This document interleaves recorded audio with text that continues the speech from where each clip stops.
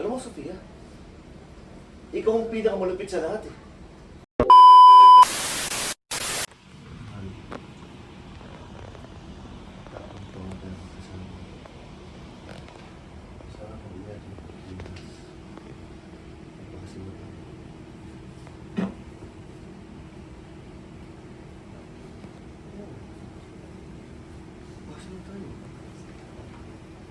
Teka.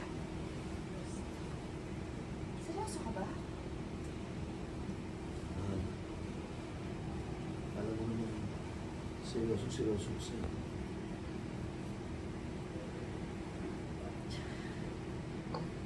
Pero isipan ko talaga. Anong pag-isipan mo? Una, hindi mo na lang naman pamilya natin yung relasyon natin. At hindi ako sigurado kung papayag mo anak ko. Akong bahala. Ako sabi mo sila. Hindi ko kilala ang anak ko. Bata pa lang siya sinasabi nila sa akin na ayaw mo mag-asawa ko ulit. Tsaka pangalawa, yung anak mo. Sigurado ka ba okay na sa kanya na mag-asawa ko ulit? Ang madali nyo. Pakikiusapan ko sila. Teka, tinatanggihan mo ba ako? Kasi tinatanggihan kita. Hindi mo pa kasalatan. Kasi hindi ko kailangan.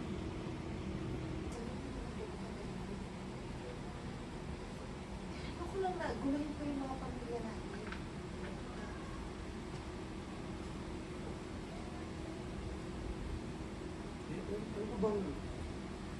Ano bang ginagawa natin? Ano ito ginagawa natin?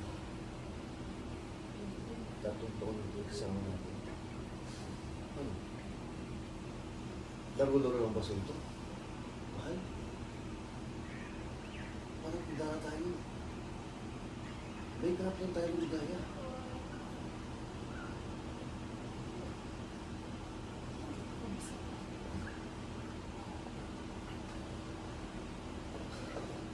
Masaya ako dahil magkasama tayo.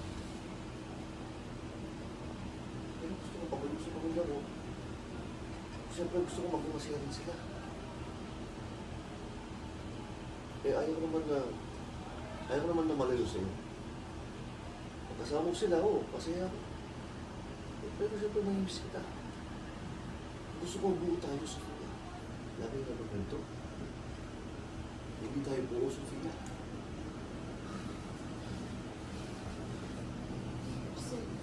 Makukuha ka. Alam mo, hindi balik sa isip ko eh. Na ako nag-oil mo. Nung dumating ka dito sa Roma, lahat niloloko ka. Sinasabi mo na lahat sila malupit sa'yo. Alam mo, Sofia, ikaw ang pinakamalupit sa lahat eh. Sabihin mo nga sa akin, sumama ka lang ba sa akin dahil malukot ka? Sabihin mo ang totoo. Nung sinabi mo mahal mo ako, totoo ba yun? O disparado ka lang?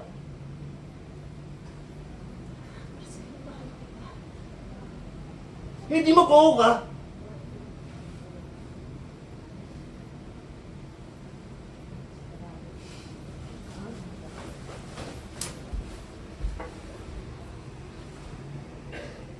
Marcelo!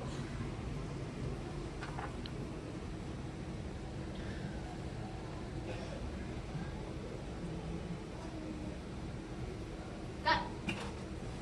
Okay. Buka ka doon. And cut. Cut!